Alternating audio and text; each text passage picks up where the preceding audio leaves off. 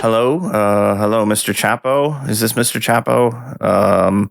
Hi, everybody. Hi, Chapo listeners. This is Derek Davison of the Foreign Exchanges newsletter and the American Prestige podcast. I want to thank Chris particularly for giving me a couple of minutes here to make a couple of points at the top of this episode. You're about to hear me and the boys discuss the situation in Ukraine and Russia. Although the episode is coming out here at the end of the week, we had this conversation on Tuesday evening, East Coast time in the U.S., and it's now Thursday morning as I'm recording this, and obviously the situation has changed quite a bit, so I wanted to point out what's happened. I'm sure many of you are already aware of what's happened.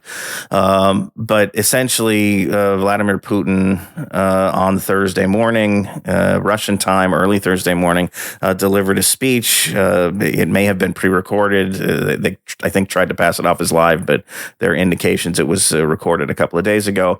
Delivered a speech announcing a Russian invasion of Ukraine. He called it a special military operation to protect Ukraine's separatist Donbass region, the Donetsk and Luhansk People's Republics, both of which Putin recognized as independent states earlier this week on Monday.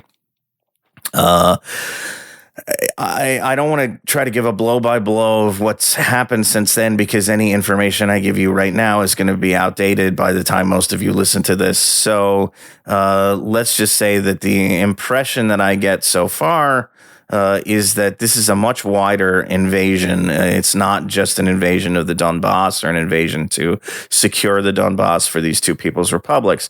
There are reports of missile attacks and some ground fighting in places like Kyiv, Kharkiv, which is a city in the second largest city in Ukraine. It's in the east.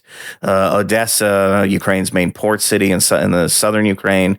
So this looks like a much wider operation. It looks like it could be the nightmare scenario of the full invasion, regime change war that the Biden administration has been warning about, that other folks have been warning about for several weeks now. I have to confess, I did not think that this was coming. I don't remember exactly what I said in the show, but my mindset going into that discussion was that I thought, having recognized the independence of Donetsk and Luhansk, that some form of military conflict was probably all but inevitable. But I didn't expect it to be the full-blown invasion. And again, it may still not be that. These early attacks may be meant to kind of decapitate Ukraine's military capabilities before a more limited invasion of the Donbass. But there are some things that suggest it's a bigger war, not just the reports of fighting in places that are far outside the Donbass, but also some of the rhetoric Putin has been using in his speech on Monday, where he recognized the two republics as independent. He basically discounted the very notion of Ukrainian statehood, which is troubling language to use. I don't want to get into his interpretation of history, but it's not the kind of language you use if you're just planning to go occupy a little piece of a place. He also talked on Thursday in his speech announcing the invasion, announcing the war. Talked about the need to demilitarize and denazify Ukraine. We can, get into questions of denazification. That's fine. But the upshot, I think, for, in terms of what's happening right now, is there's no way to do that without a full-blown invasion and occupation of the country, not just an invasion, like an actual military occupation for some time to set up a new government. That's the kind of thing that this implies, something akin to, let's say, the U.S. invasion of Iraq. Part of the reason I've had a difficult time believing that this is what was going to happen is because I think it is an act of borderline insanity. It's far from clear that the Russian military can win an extended occupation in a country of about 44, 45 million people, most of whom have spent the last 8 years growing to hate Vladimir Putin and Russia. So I'm stunned, really, in a way that this is the course that they've chosen, because I think it's going to be a very, very difficult lift for them, and I think there were other ways to fulfill their objectives. But the upshot is, again, I don't remember exactly what I said in the episode, but I was not expecting what happened, so I probably said some things that would have suggested something less than this. And again, we have to wait and see how this all fully shakes out. It's very early. There's a lot of fog of war, and so I just wanted to kind of get everybody as up to date as I could without within the confines of the podcast medium, which is not great for breaking news like this. Also, one last thing, if Chris leaves it in the interview, and I don't know if he will, I blanked out in the middle of the interview on the name of the head of the Russian Foreign Intelligence Service, Sergei Narishkin, who's one of the people who got scolded by Putin in their strange cabinet security council, not cabinet security council, really, meeting on Monday for flubbing his lines. So I just wanted to say his name, and I feel, like I've at least overcome that. It was a real kind of brain fart moment, and I apologize for that. So that's it. Again, thanks to Chris and thanks to the boys for having me on, and also for giving me a few minutes here at the top of the show to kind of set the stage for what's actually happened since we had our conversation. And thanks to all of you for listening. It feels a little strange to say enjoy the interview under these circumstances, so I'll just say take care of yourselves, and I'm sure I speak for all the Chapo crew when I say if you are in Ukraine, or if you have loved ones in Ukraine, our thoughts are with them and with you.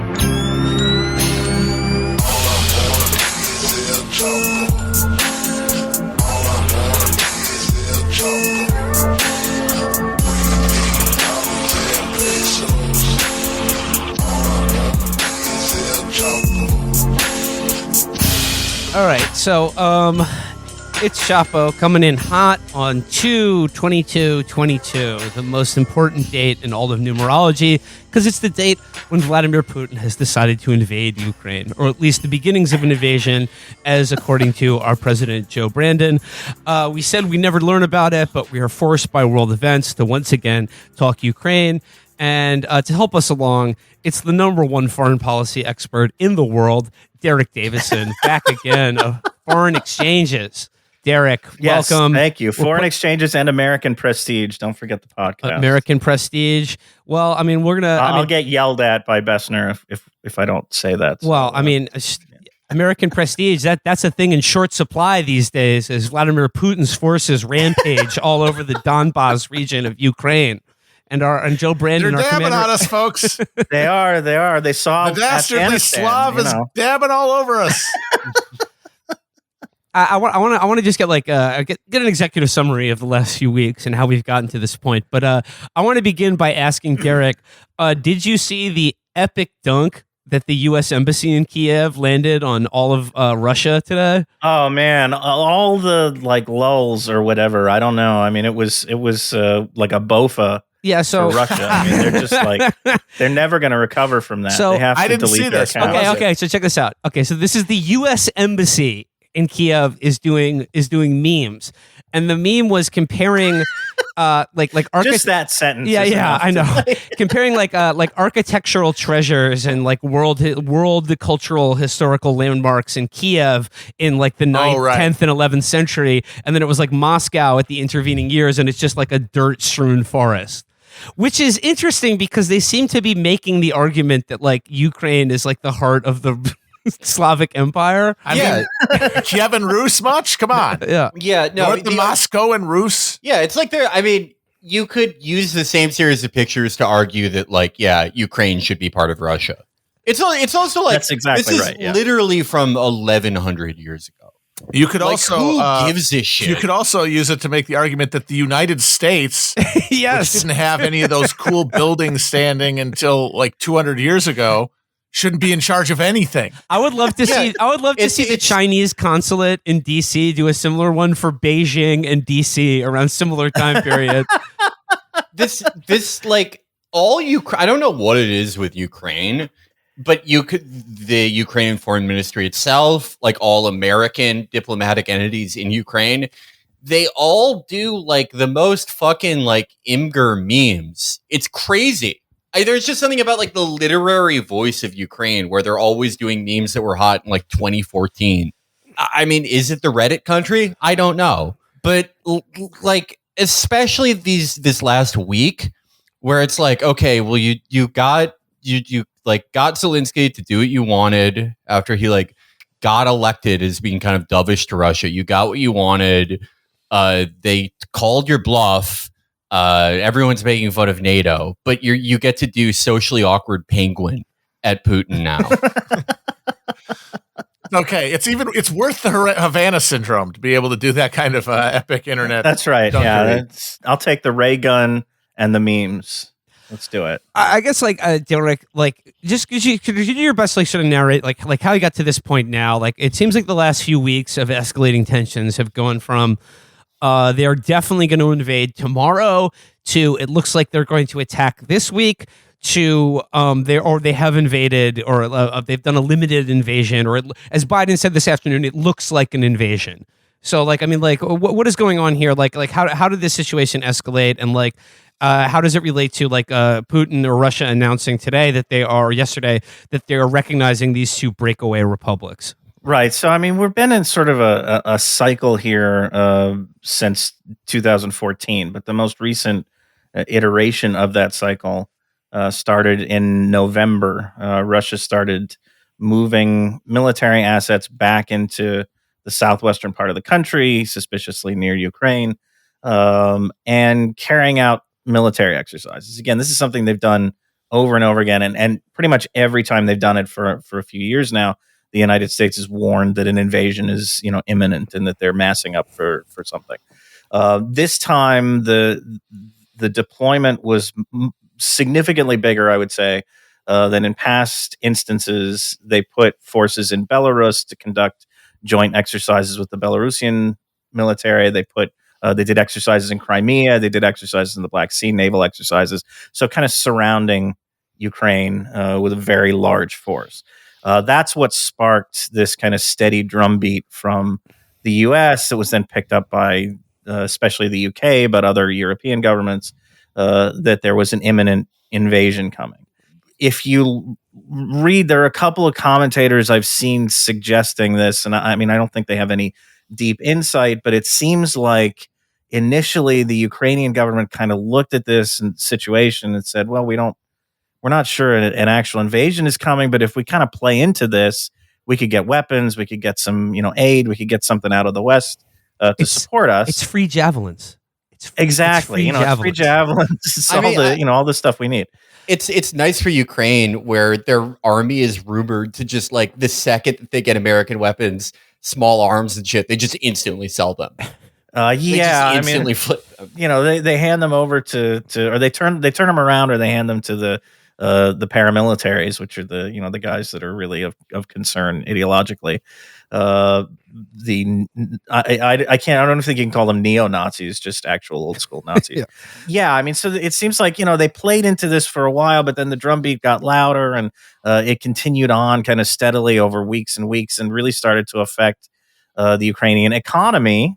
International airlines stopped flying into Ukraine, or they sort of started hinting that we're not going to fly in without supplemental insurance, and there was other big impacts on the Ukrainian economy, and consequently, the Ukrainian president Volodymyr Zelensky, TV star turned politician, maybe 3-4 weeks ago, maybe a little bit more than that.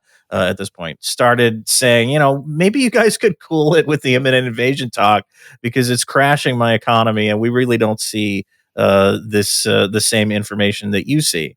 Alongside all of this, there's been a flurry of diplomacy. There have been meetings between Antony Blinken and Sergei Lavrov, the Russian foreign minister. Meetings between Vladimir Putin and Emmanuel Macron and Olaf Scholz, the Chancellor of Germany. You may have seen the comically oversized table that he had them sitting at.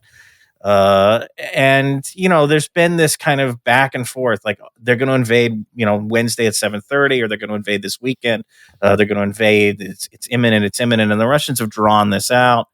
Last week, I guess it's all blurred together for me. The last 2 weeks have like become a complete blur.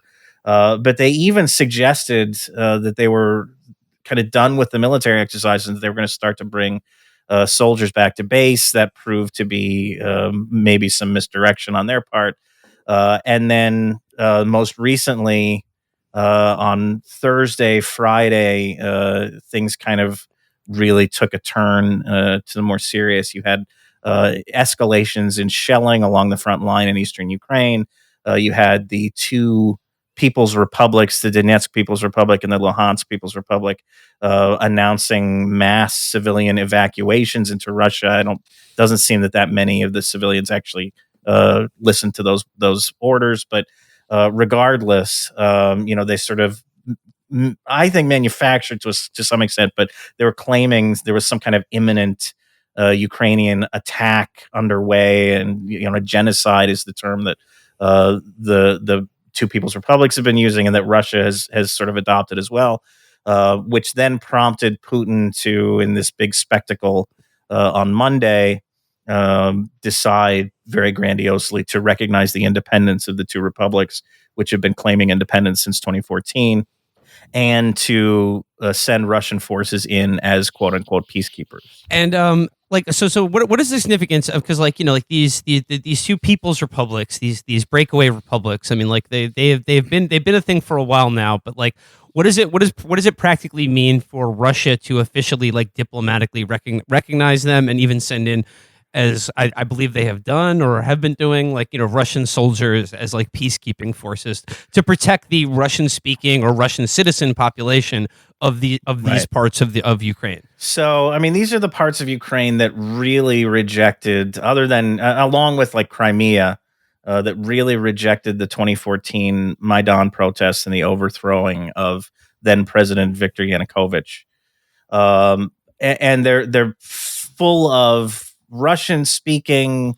You can get into ethnicity; it's dicey, but certainly Russian speaking, Russophilic population. And so they've been kind of maintaining their own independence in the years since the Maidan protest. Russia has supported them.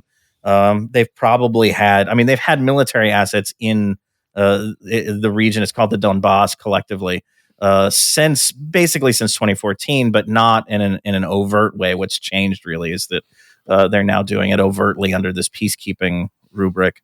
So, yeah, I mean, these are regions that want to be, I think, part of Russia. I don't know that they're going to get annexed the way that I think their leaders would like. But they've rejected Ukraine. They've rejected kind of being part of Ukraine.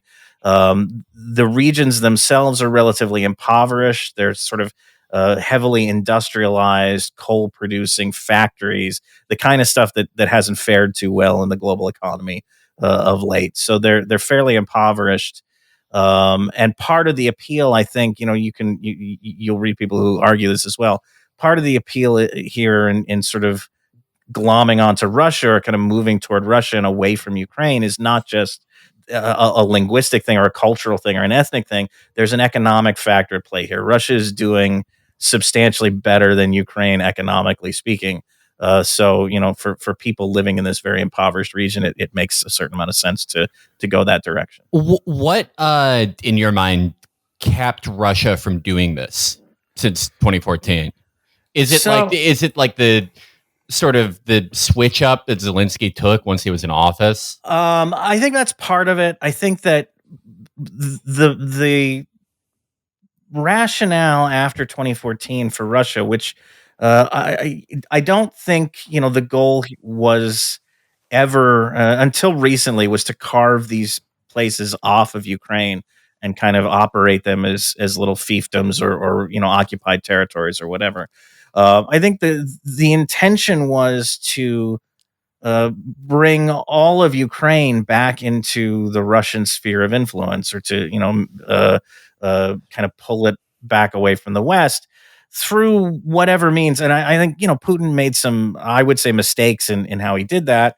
But I don't. What the decision that they've taken now strikes me as sort of a last ditch thing. Like, the effort to destabilize Ukrainian politics didn't work. It did get rid of Petro Poroshenko, who was more of a nationalist, certainly an oligarch, but adopted a more nationalist kind of hostile line toward Russia in favor of Zelensky, who ran as the peace candidate and said, I'm going to fix this. I'm going to resolve these problems. Zelensky didn't wind up being the peace president. He's only continued this sort of hostile line. And so I feel like this is a decision that's taken as sort of a last ditch effort to maintain the ability to keep Ukraine unstable. But it also, the reason I say it's the last ditch effort, it forecloses on a lot of other ways that Russia could try to maintain influence in Ukraine. So, I think Zelensky's turnaround has a lot to do with it. And I think, this is something that they were probably hoping to avoid. They were probably hoping that something better would work. There would be a better scenario that presented itself. But this is like, here we are. And then, I guess, another thing of note that's happened recently that colors a lot of what's going on here, at least in the very recent events, is the decision by Vladimir Putin to broadcast this kind of very stage managed cabinet meeting that he had, where he spoke at length. And it was like, by a lot of observers regarded it as fairly loony even for him. But he gave a long list of prepared comments and sort of berating his own cabinet, but where he spoke about sort of like what he sees as kind of the historical context for this, like Russian history, Ukrainian history, and like his case for why Ukraine has never actually been independent, and essentially kind of like blaming Stalin and Lenin for Ukraine. Yes. Yes. This is actually the staged skit that he pulled on, or televised skit that he pulled on Monday, was actually the second one of these. I think there was an earlier one that I think was him and Lavrov, his foreign minister, and maybe one other. I forget who it was. But that was a couple of weeks ago, and they sort of did this managed thing where, like, Lavrov, it was like a Abbott and Costello routine or something. I don't know how to describe it, but Lavrov was like, gee, Mr. President, I think that you should give diplomacy more time to work. And Putin was like, well, you've convinced me, Sergey. I think we'll give diplomacy. And it was like kind of a bizarre, stilted thing. The one on Monday was even more bizarre. Who's on Kursk? Yeah. So the one on Monday seems to be even more bizarre, because he actually got angry at a couple of them. Like Mikhail Mishustin, his prime minister, kind of seemed flustered, and he was kind of hinting that he wasn't entirely on board with the idea of recognizing in the independence of the DNR and the LNR. And Putin lambasted him, got a little bit irritated at him. And the head of his foreign intelligence service, and I forget the guy's name, Sergey. Shit. Nah, never mind. I'm gonna flub it. So anyway, his the head of his foreign intelligence service was again flustered. He sort of was like, I support. And Putin was like, just say your line, like yelling at him on TV. And the guy was like, I support these regions becoming part of Russia, which wasn't what they were talking about. And Putin got even more pissed off at him. So it was like this, they were sort of operating from a script, and they were flubbing their lines, and he got very upset about that. But yes, then he went into this speech after that, after this sort of staged meeting. He said, I'm going to take some time to think about these very important things that my advisors have informed me about, and then I will have a decision later. And he gave a speech that was really kind of seething in parts. It sounds like he was angry at NATO. He's angry at the United States. He's denying the sort of statehood of Ukraine, or the legitimacy of the statehood of Ukraine. So, yeah, that speech spoke to maybe a wider intention here, but I think what he's done is actually somewhat measured, and it'll be interesting to see how heavily the West responds to it, and whether that sparks more escalation. The thing I like that we found out about Putin in this last round of theatrics and set pieces is that he's the guy we were looking for. He's the conservative COVID scold. Yes, dude. Like the distance that he, I know, it's a big dick move to make Macron sit 30 feet away from you, or to like have to walk across this like giant ballroom to confront you. But like Putin is like a COVID paranoiac, right? Like he is super. Like zero. He's like, don't even look at me if you have a cough. Like, yeah, by all accounts, because he was doing it to his own cabinet too. Yeah, right. No, I mean that was in the again, the staged cabinet meeting. I mean, he had the whole National Security Advisor committee, like council, sitting together on one side of the room, and he was sitting all the way on the other side of the room, like at a desk. It was very obvious that he was distancing himself. So it is a factor, and people talk about this stuff like Xi Jinping, the president of China.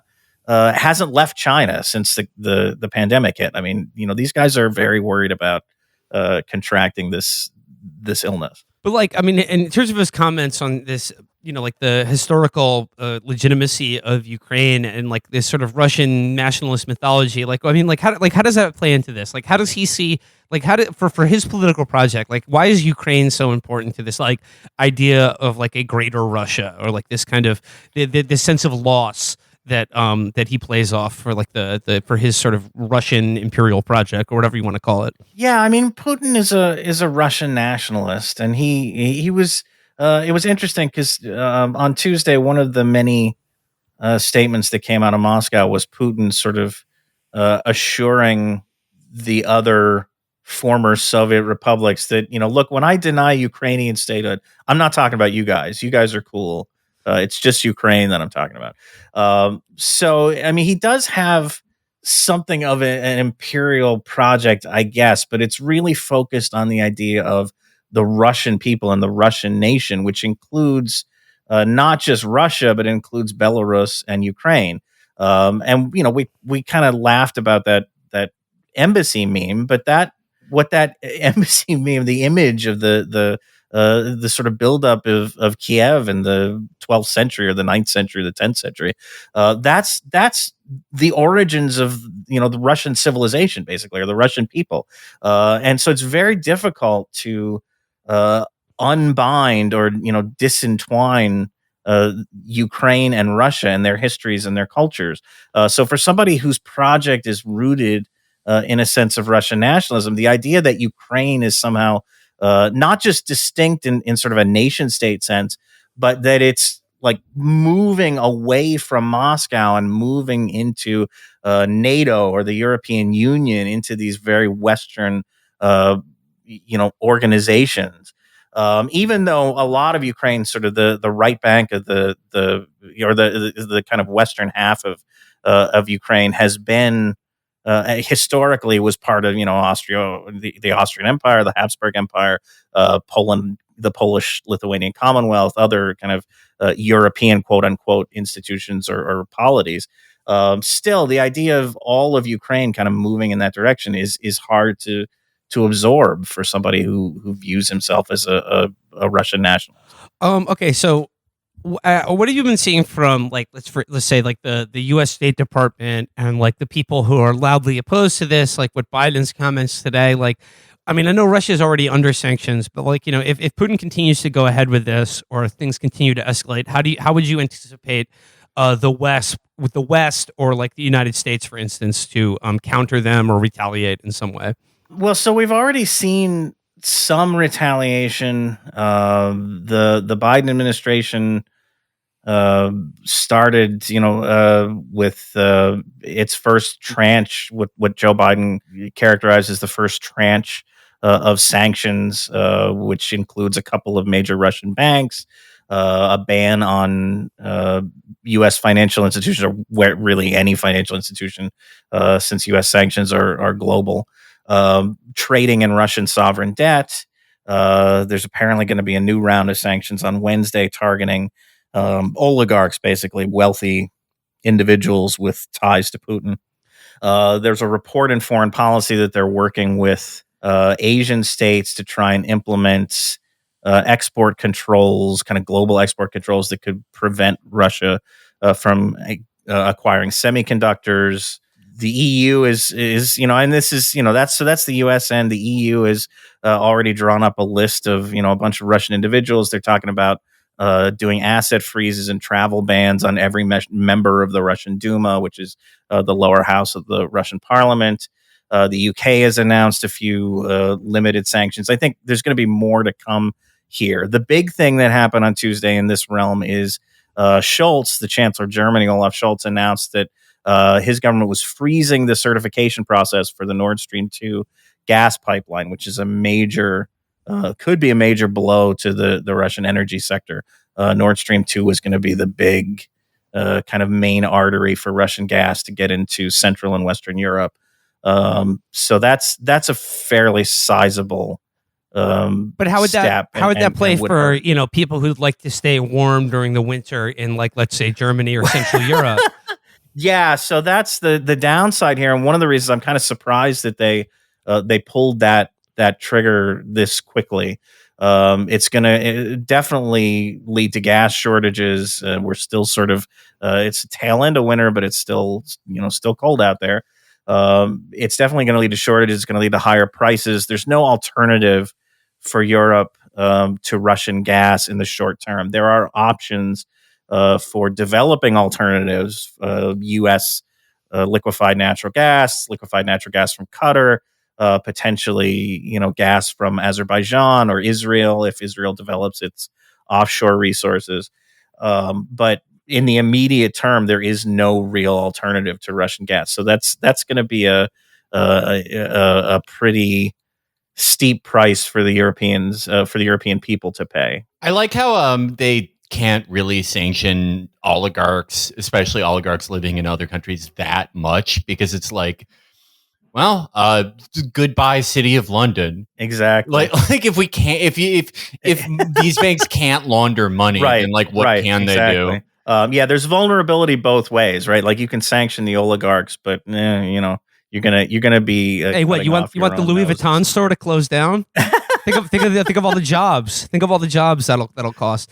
All right, so like I know last week everyone thought like World War III was going to happen any moment now. I mean, there's a lot of people who are still saying that, but I mean, it seems like the likelihood of, if not like a full-scale Russian invasion of Ukraine, but some military intervention or some sort of armed conflict seems to be more likely than not. Would you agree with that? I think that what's happened over the last 24 hours, let's say, has increased the likelihood of a larger military conflict than the one that already existed, kind of, was frozen in eastern Ukraine. I think it may have, and this, very much depends on what happens next, but it may have reduced a bit the likelihood of this like nightmare scenario that the Biden administration has been talking about, with a full scale invasion and like sieges of all the cities and kill lists and mass executions and all these kind of wild scenarios that they've been running with. The Russians, the Russians, in recognizing the DNR and the LNR, their independence, there was briefly some ambiguity about what that meant in terms of did they just mean the territory that those republics control right now, or did they mean the entirety of Donetsk and Luhansk provinces in Ukraine, most of which are actually still kind of on the government side of the front line? The Russian Foreign Ministry issued a statement very early today, that I think suggested they might just be talking about the republics as they exist now, which could have maybe forestalled a bigger conflict. But then Putin made a statement that I think was pretty unambiguous, that what he recognized was the independence of all of Donetsk and Luhansk as the DNR and LNR kind of claim them, which is, to say all of both of those provinces. They claim the entirety of those provinces. That I think, if that's the way they're going to approach this, it probably makes some level of a conflict inevitable. But I think probably on a level that would be more akin to, let's say, the 2008 Russian war in Georgia, or even if you want to go back a little further, the Kosovo war in the late 90s. So not a regime change, like not an Iraq 2003 full scale invasion and regime change operation, but something meant to establish kind of the separation, the independence and the separation of these republics on the territory that they define as theirs. Assuming for the moment that all parties here would prefer no violence to occur rather than any level of armed conflict. In your opinion, are there serious diplomatic avenues or alternatives that are not being pursued here by, like, for instance, by the State Department, or is there any way to to turn down the temperature before any true outbreak of hostilities or armed conflict happens? It may be too late at this point. I mean, I think that there was a window to do something like the term that people use is Finlandization. This is refers back to Finland kind of declaring neutrality in the early 20th century, in the first half of the 20th century, and forestalling a Russian or Soviet at that point invasion. Ukraine could have done something like that. It could have forsworn the possibility of ever joining NATO in return for some kind of a guarantee from Russia. Who knows whether that would have actually worked, but it was one possible path to take. I think that's probably foreclosed by now. I don't think you can resurrect that. So I'm a little pessimistic now about what diplomatic initiatives could stop this, especially if the LNR and the DNR are intent on seizing more territory from the government. I think that's probably guaranteeing a conflict. But it's possible that the Ukrainian military could fall back to a deeper line. You could sort of test out whether the Russians are going to be satisfied to just establish the independence of these republics or their occupation of them, and or whether they have designs on going further. One of the things I'd be worried about, frankly, as we just talked about this kind of wave of new sanctions with more to come, is doing too much. If you respond, a lot of the planning that's gone into how are we going to sanction Russia, what are we going to do, and sort of these discussions that have been happening between the U.S. and other NATO members and European Union members has been attuned to the idea of this full-scale invasion. And so you've got these very maximal sanctions that would do maximum damage to the Russian economy. If you impose that level of sanction now after something that falls short of a full-scale invasion, you put Putin in particular, in the position of saying, what do I have to lose then? If you're just going to do this to me anyway, there's no deterrent anymore. I might as well just go all the way to Kiev and beyond. So that's one of the things I would worry about, is over sanctioning in response to what's happened thus far, and kind of trying to calibrate those things. Yeah, I'm pessimistic about any diplomatic channel that could actually just completely avoid conflict at this point. I want to get your take on one of the things I read today from a former Obama advisor and Harvard economist, who said that in terms of the global economy, wow, you're starting off on a great foot. They said that in terms of the global economy, Russia is totally insignificant except for oil and gas. And it's essentially a gas station. And I was just wondering, what does that mean? Because it would seem aside from oil and gas, it seems they're pretty insignificant. But with oil and gas, are they totally insignificant? I don't know. I mean, is Russia just a gas station? I understand their GDP is not even the size of Spain's or whatever, but they do have a shitload of oil and gas. This is a thing that ex-Obama people really like to talk about this, and they like to belittle Russia in this particular way, and it's not entirely wrong. I mean, Russia is a kind of strange dichotomy of a country that has a great powers military and a very middling powers economy, but they are instrumental to the global oil market. I mean, they're one of two countries, along with Saudi Arabia, that can basically dictate what the price of oil is going to be at any given time. They control or they share control of OPEC Plus, which is the big oil cartel conglomerate that determines supply. So they have a tremendous amount of influence in that regard. They have a huge amount of influence. We just talked about their gas supply, which Europe is essentially beholden to, and it's going to be a very rocky time if Russia. I mean, if in response to, let's say, shutting down Nord Stream 2, if the Russians decide to cut off all gas supplies to Europe, that's a real threat, and that could really do some damage to Europe. So they're obviously important. I mean, they have some obvious ways that some obvious levers that they can pull to do real economic harm to the rest of the world. So yeah, I don't know what sense it makes to kind of belittle them in that fashion, even if you can acknowledge that they're not an economic powerhouse. They're not China. They're not kind of at playing at that level, but still pretty important. If I could, like, I mean, just like to switch gears from Ukraine for a second, but like they are related in this sense, like like Afghanistan, like the American withdrawal from Afghanistan and the Biden administration's, seemingly belated but eventually necessary confrontation with reality that they were willing to take that L. I remember when that happened, we all had this idea that it was like, great, finally, we're ending a war. But it was this kind of like, like a little bit queasy because like the U.S. empire doesn't pull out of somewhere without ramping up elsewhere. Like, how do you see like America's role in this in terms of like reasserting itself after being embarrassed by like the fall of Kabul? I mean, I think there's something to that. There is a one of the underlying issues here from the Russian perspective, and I think there's a tendency to discard this because I guess anything Putin says we have to pretend that he's lying because otherwise we're apologizing for him or whatever.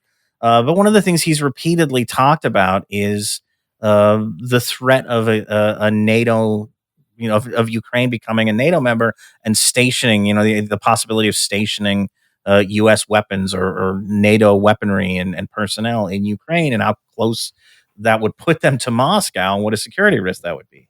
I do think, and I don't know that you can necessarily tie it directly to Afghanistan and sort of reasserting, but there is this sort of insistence, and there has been this insistence that NATO membership is like this sacrosanct right of all nations, and we can't possibly compromise in this area. And on the one hand, like realistically, okay, I can sort of understand that, or I can sort of when this situation was really blowing up and Putin was issuing his list of demands, like I want to be able to dictate where NATO expands or if NATO expands at all and where NATO positions its soldiers. I mean, this isn't something that NATO as an organization could accept. But at the same time, like if you just stop trying to kind of muscle your way further east and push this alliance closer and closer to Russia's borders, I think maybe you could have avoided all of this. And again, I don't know that you can tie it necessarily to kind of we're trying to swing our dicks around after Afghanistan, but it's certainly a part of this imperial swagger and this need to be everywhere at all times and throw America's weight around all over the world. Do you think that because I feel like in Biden world, kind of, you have guys that are like sort of clear-eyed on things like Libya and maybe Syria, but then his concession there is that he has people who are the opposite of that on Ukraine, and it seemed like the people that he was always going to get, like on his Security Council, like for state and everything like that, they were going to want to take like a way more aggressive posture. I mean, I think it was kind of written that it was going to be this way, because this is also like, that's also like a central mantelpiece of the enforced liberal world order, like a strong Ukraine where you're implying that there's an on-ramp for them to join NATO.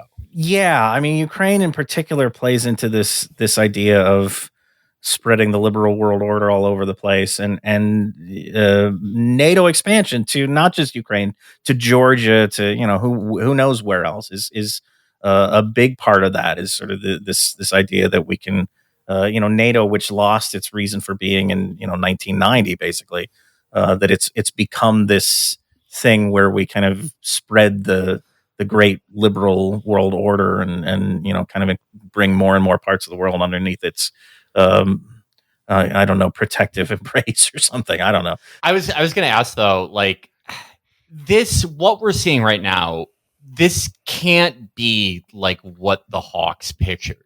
Like, I know that they don't, like, you can't full on call it a failure because they don't exactly want like peaceful coexistence. But it's hard looking at this and trying to figure out what they wanted. Like if you're a more hawkish Atlantic Council member or something like that. I mean, cynically, I got the sense that a lot of them wanted the invasion. Like a lot of them wanted the full scale Russian invasion so that we could do the heaviest possible sanctions, so that we could take as big a bite out of the Russian economy. And Ukraine would have been lost. A lot of people would die. Could still, I mean, this could all still happen. I'm not saying that we've completely, we're completely out of the woods in that possibility. A lot of Ukrainians would die, a lot of suffering, a lot of pain, but that would be Ukrainians. I mean, it's basically like we're willing to fight to the last Ukrainian life to punish Russia or to take a bite out of Russia. And I also think you have to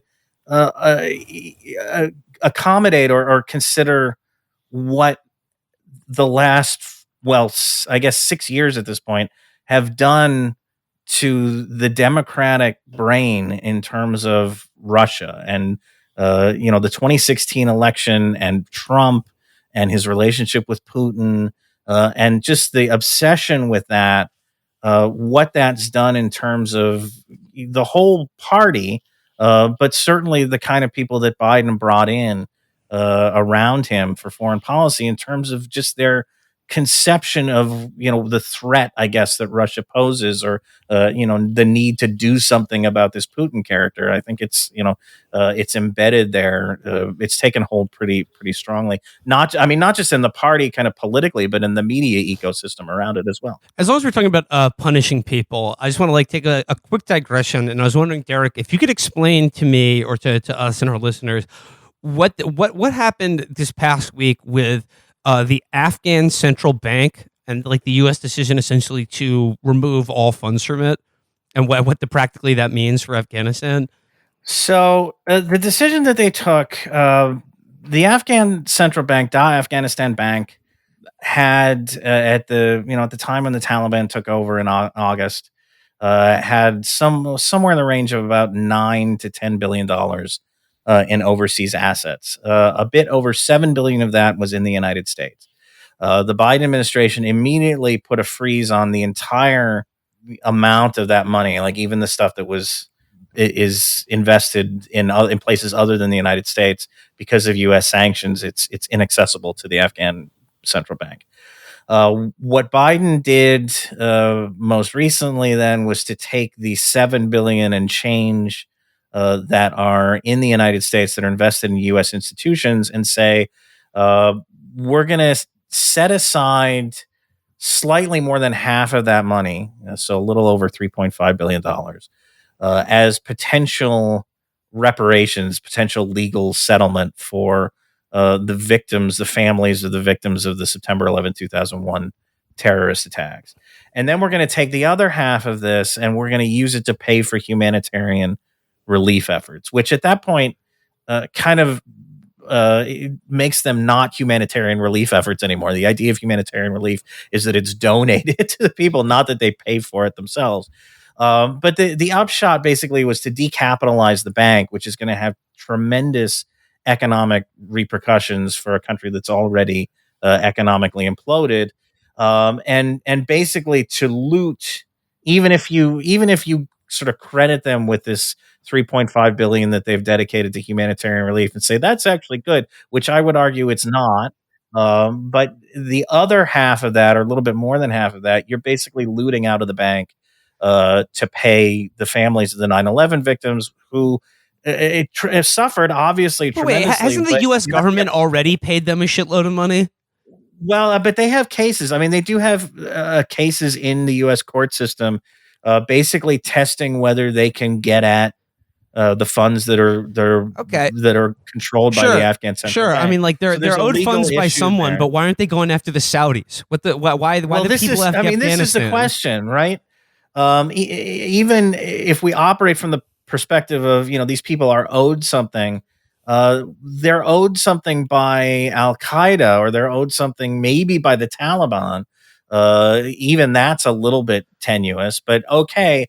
The money that was in the Afghan central bank is not the Taliban's money. It's not Al Qaeda's money. It's it's money that belongs to the Afghan people, who I think we can all agree after the last 20 plus years, were you've suffered as much from the September 11, 2001 attacks as anybody in the United States. I mean, they were victimized by that attack as well. And now you're asking them on top of that, to pay these legal settlements potentially, which is just repugnant.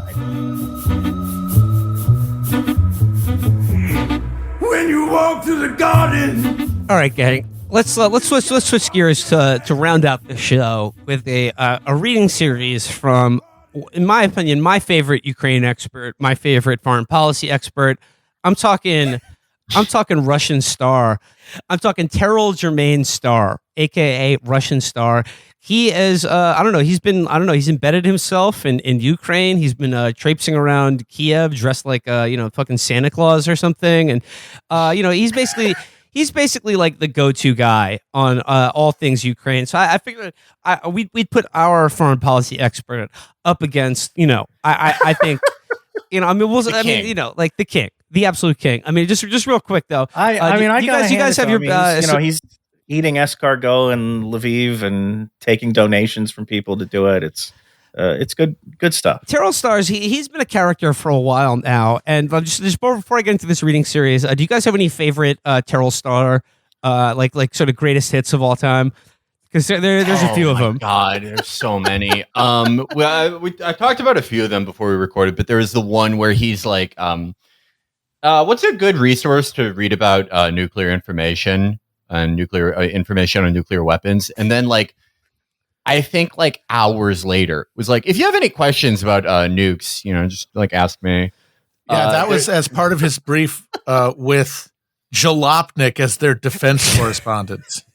Amazing. What the Your Name is Reek correspondence? What was that again? Remember? Oh yeah. Yeah, he was treated very cruelly by a woman doing findom in front of everyone. Who can forget the time that Terrell wrote a really surprising restaurant review of a certain eatery in Kiev, a certain theme restaurant in Kiev that he had a great time dining at. Yeah, Herschel's Last Resort, little cosplay restaurant. For people who don't know, Terrell. That's actually the name of it. It's Herschel's Last Resort. Yeah, he went to a restaurant in Kiev where the waiters are dressed up like rabbis, and the theme is that it's a Jewish restaurant, and part of the experience is that you haggle your bill with your waiter. Yeah. It's like it's like medieval times in the shtetl. I mean, essentially, it's awesome. I'm still like little ones like right sector in his house. Yeah. That was a great one. That was a great right sector in his house. The GRU tweet we talked about. He's like 3 years into his career as an expert in Russia and Ukraine, and asking people on Twitter, like, what is the GRU? What do they do? GRU, it's the bad guy from Minions. Yeah, exactly. There was a time he identified Odessa as being in Crimea. It is not in Crimea, but again, this was like 3 years or a few years into his career as a Ukraine expert. I mean, basically, he's the go-to guy if you would like someone to write an article about how refusing NATO membership to Ukraine is white supremacy and it's centering white voices. I remember and bodies. another one. Like there was some flare-up in tension with North Korea, and just like very quietly, his Twitter bio suddenly was edited to include like expert in the Koreas, inter-Korean relations or some shit. Well, I mean, sure, why not? He's an all-purpose expert. He's the go-to expert, and you know what? One of the things he's an expert in, television shows, and I can relate. So this is a piece he wrote for the Daily Beast back in 2016, but I think it's worth revisiting today. The headline is simply, Vladimir Putin is Russia's Marlo Stanfield. Of course, you might remember Marlo Stanfield as the villainous drug kingpin from a little show called The Wire. So let's dip into Terrell Starr here, and everyone says if you want to understand what's going on in Ukraine right now, you want to read into these tensions. The only thing that matters is just what's in Vladimir Putin's wily head, and no one can really suss out what's going on here, save for Terrell Starr and vis-a-vis HBO's The Wire. So Terrell writes here, Russian President Vladimir Putin has a brother from another mother, Marlo Stanfield, the fictional kingpin from the classic HBO series The Wire. The gangster DNA both men share are almost identical. Both men are brief and to the point. Neither gives a fuck about rules that do not favor their own self-interests, nor do they have a problem tooling up if you threaten to undermine their authority. And the sooner American policymakers see the similarities, the better able Washington will be able. As soon as American policymakers see the similarities, the better able Washington will be able to handle Putin's Moscow. Bomb pros here. Wow. Oh my God. That is the equivalent of watching an expert dog traipse through an agility course. Verbally. I have the I'm sorry, I have the I found the Your Name Misery correspondence, but this woman was quote tweeting like a guy trolling her, and Terrell's like, oh, you have such interesting idiots in your mentions, just like bad guy reply, and she's like, what the fuck are you contributing? Are you helping anything but offering your pathetic commentary? Bye. And his reply to her is, well, I am sorry about that. And yes, I will contribute. Again, sorry.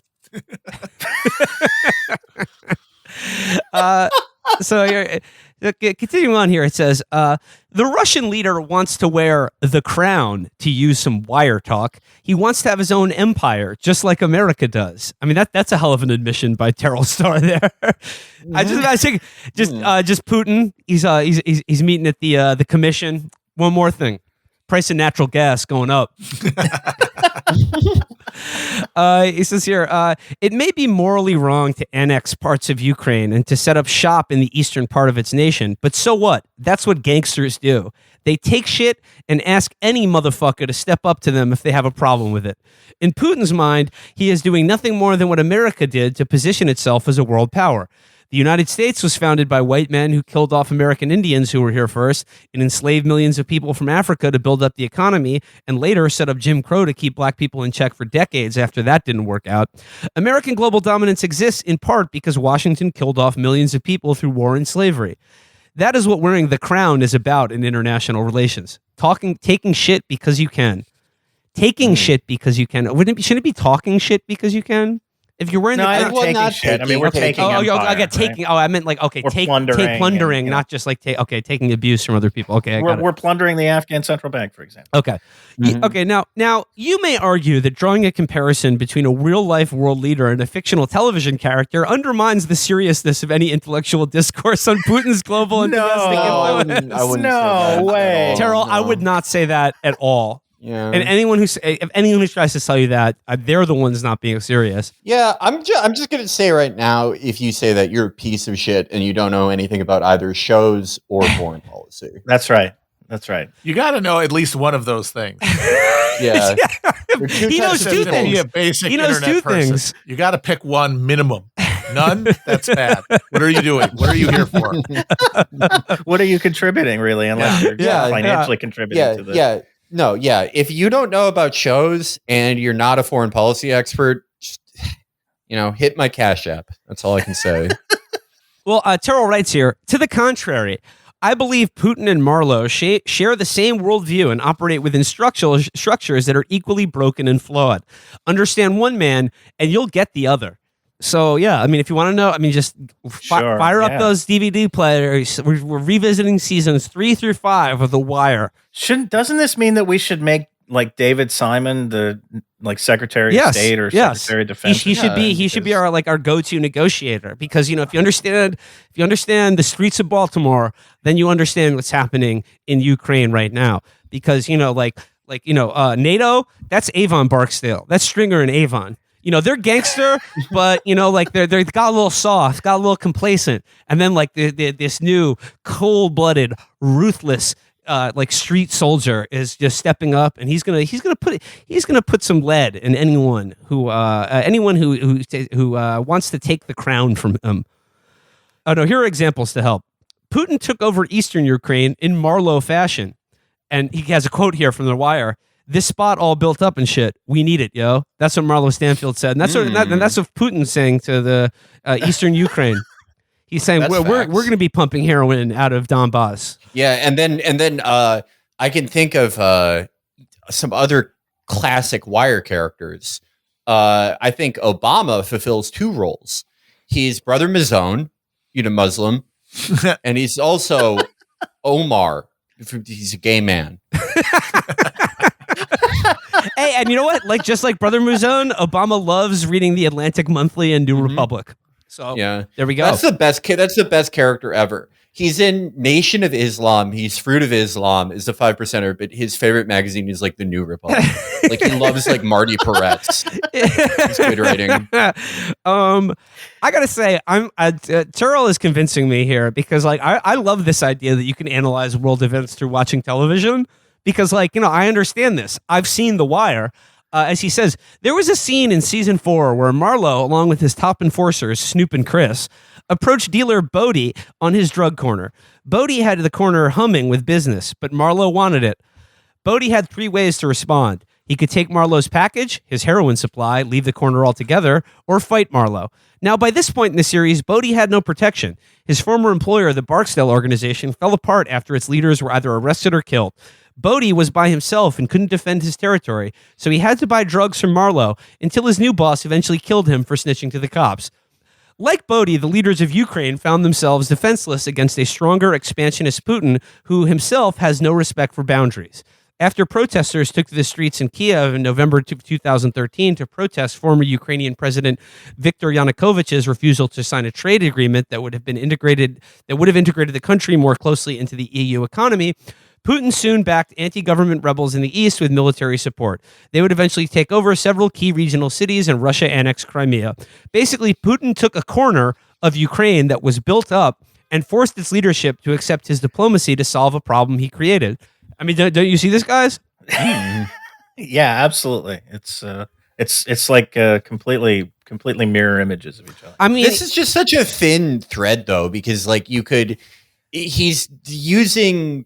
I mean, admittedly, I'm glad that we get to read more of his prose, but he's using a lot of this to be like, just to say like, Marlowe's gangster and takes stuff, and so does Putin. Yeah, but it's like if you're using this much space, you could also argue that Putin is like Norm from Cheers, or that he's like Dr. Katz, or whatever. Like, see, I think it's such a thin thread connecting all of it. Does anyone remember the character Thomas Jane portrayed on the HBO series Hung?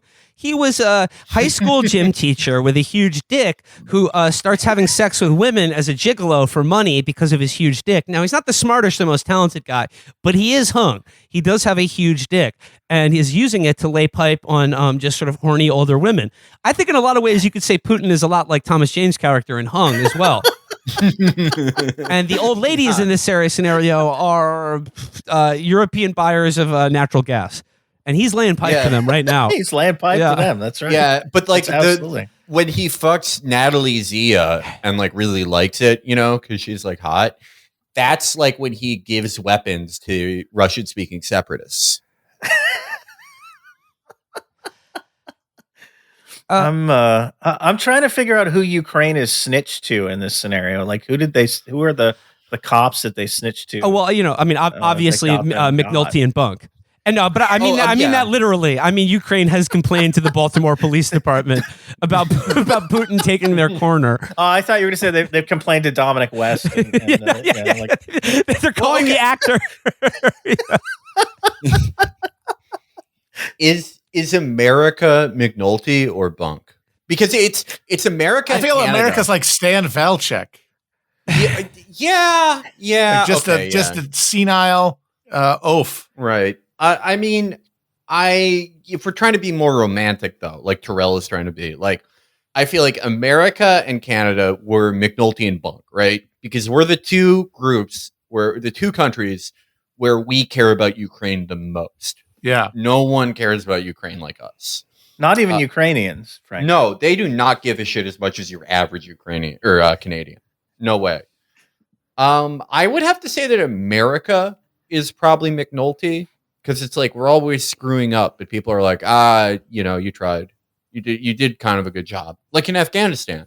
And I would say Bunk, with his like lovable his lovable foibles and extramarital affairs, that would have to be Justin Trudeau in Canada. Does Bunk have extramarital affairs on the show? I don't know. Oh yeah. Oh yeah. Yeah. He shoots like Oh crazy. right. Yeah, he has to get McNulty to pick him up from the bar. Yeah. Sorry. Yeah. Gotta. Somebody is not as up on the shows as they need to be. Yeah, to really. hang I don't know here. how you expect to analyze complicated world affairs if you're not. I need to go back and study more Ukraine. Yeah, Will he can try to make this like movies, but it's like no one wants to know what character in A Knight's Tale Ukraine is. It's just like more just like I said, this article here is just padded out with just a plot summary of what happens in The Wire. It really is impressive. I want to say this. Like, it's impressive how many words he drew out of this like stone, basically, of a premise. So like he really got a lot out of it. You're never going to guess where he's going with this. So he says here, in season 4 of the series, Marlowe was winning a violent street war against the Barksdale organization and other smaller drug outfits. When Marlowe wanted someone executed, he would dispatch Chris and Snoop to kill the person in an abandoned home, nail the entrance shut with a power gun, and leave their bodies. On the streets, these Marlowe-made tombs were known as vacants. Anyone who dared cross the young drug lord found himself in one. Proposition Joe, an East Side drug lord who organized the co-op with the city's top dope boys, handled street disputes under a United Nations-like framework, joked during one of the meetings that Marlowe can make an inconvenient disappear, can't he? In Russia, the prison system serves as Putin's vacants. So there's a going, like, Prop Joe is like Antonio Guterres. He's like the Secretary General of the United Nations. There's another parallel. But I feel like the EU being Prop Joe is like a way better analogy. I mean, like, who knows? I'm just gonna I can't. This article goes on fucking forever, and I don't want to spoil The Wire for anyone who hasn't watched it yet.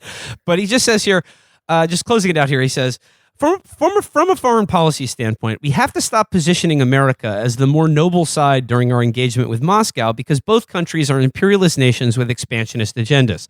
Neither is better than the other. They both do fucked up shit to weaker states. America did invade Iraq in 2003, and NATO felt it was its business to take out Muammar Gaddafi in Libya in 2011. And let's not even get into the United States' long history of interfering, to often terrible effect, in Latin America and the Caribbean. By viewing U.S.-Russian policy through the lens of The Wire, I believe we can analyze more effectively how best to engage Moscow. But to be clear, Putin is like Marlowe. They're both gangsters. But given how dirty both of their worlds are, I just don't think it's fair to single them out as the worst ones.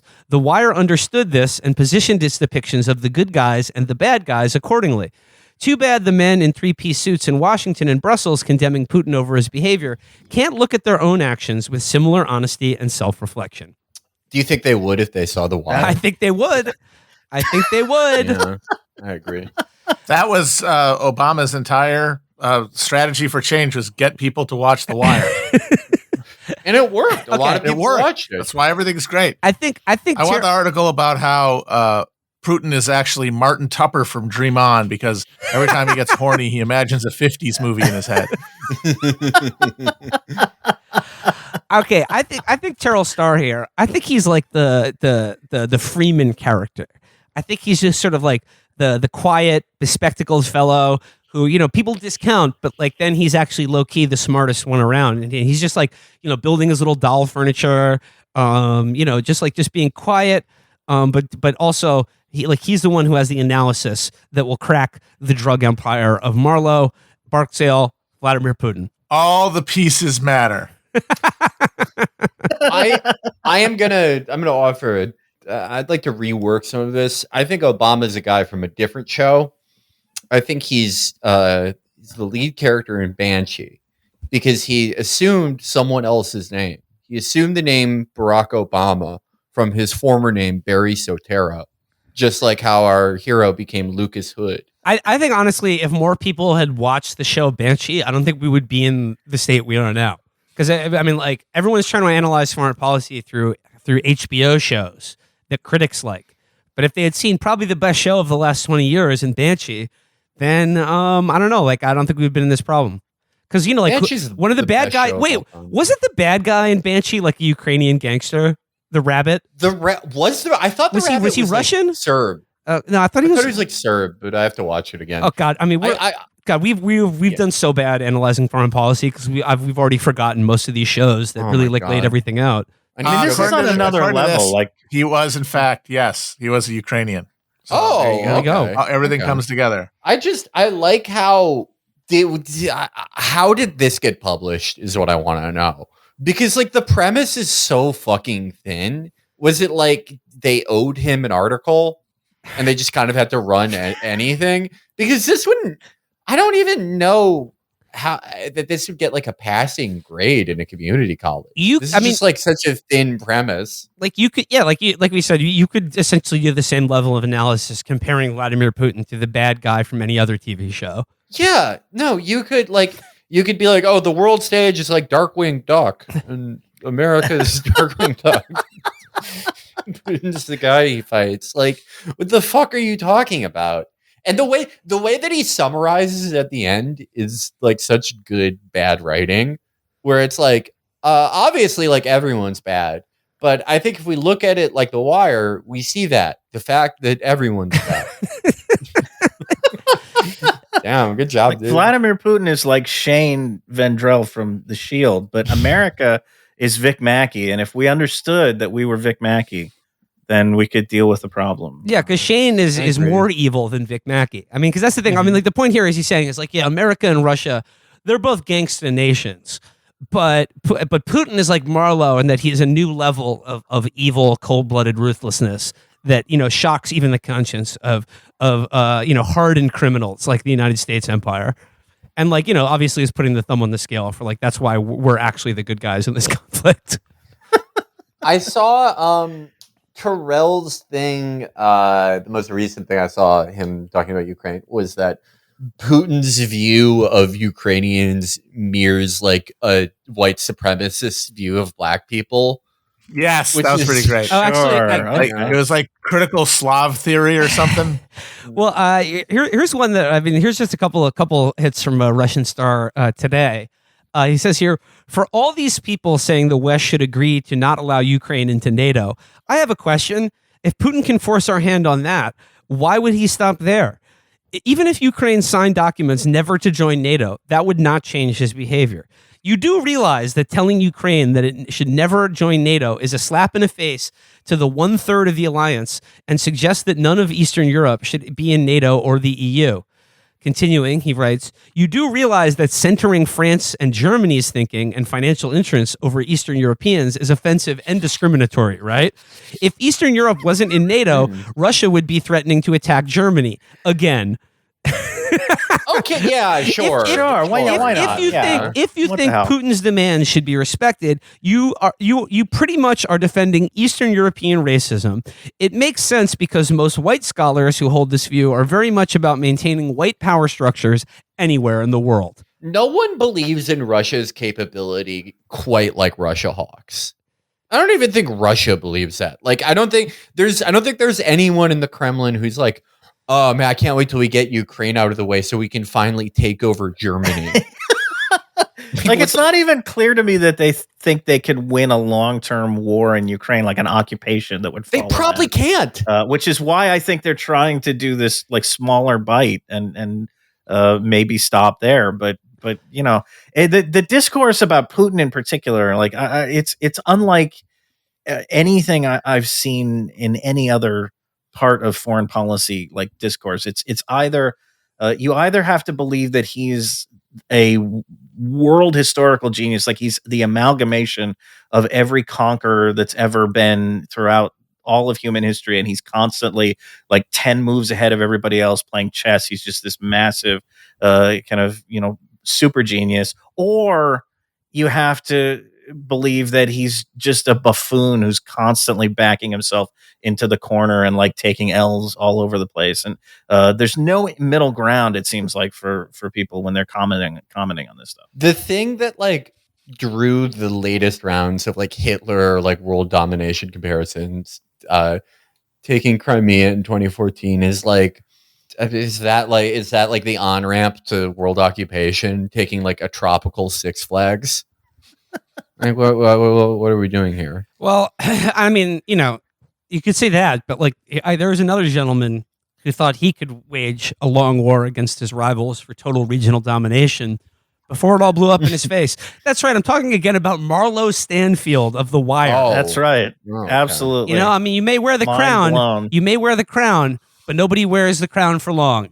Uneasy is the head that wears the crown because eventually someone else will take the crown. I mean, that's basically the lesson of The Wire, if you've seen that show, as Terrell has. And Bernie was like Frank Sabatka because he was like, "Oh, hold on, can we talk about white people? I'm racist." Bernie was season 2 of The Wire. Oh, we need to do protectionism, and that would make our show Ziggy. Yeah, we're Ziggy. That's correct. Yeah. I think that works. Yep. That holds up. Okay, there we go. Geopolitical analysis via television. I mean, it's the way of the future, and honestly, it breaks down complicated issues in a way someone like me can understand. A TV watcher. The Greek is Israel because he's like kind of playing all sides. Because it's like on one hand he's like, oh, I'm kind of friends with Russia because they like give me white people when I need a ton of white people. I'm friends with Marlo. The price of Jewish refugees from Russia going up. Yeah. Oh, this is actually, we made fun of this. Also, pretty good. Yeah, it's definitely the Greek who's also controls the U.S. government. He just has to send a fax to that guy in the FBI, and all of a sudden they do whatever he wants. Well, there you go. I think that puts a bow on it for today's episode. I want to thank Derek for joining us once again. Derek. Absolutely. The newsletter, the podcast, American Prestige, foreign exchanges. If people want to get on that Knowledge Express straight to East and West Baltimore, where all the important shit and world events go down, or at least can be compared to, where should they go? So the podcast is American Prestige. You can find it anywhere you find your podcasts, or you can check out our Patreon page. Just Google that, and you'll find it. That's me and Danny Bessner. We do 2 shows a week, one for subscribers and one for the general populace that covers the events of the week. The newsletter is Foreign Exchanges, fx.substack.com.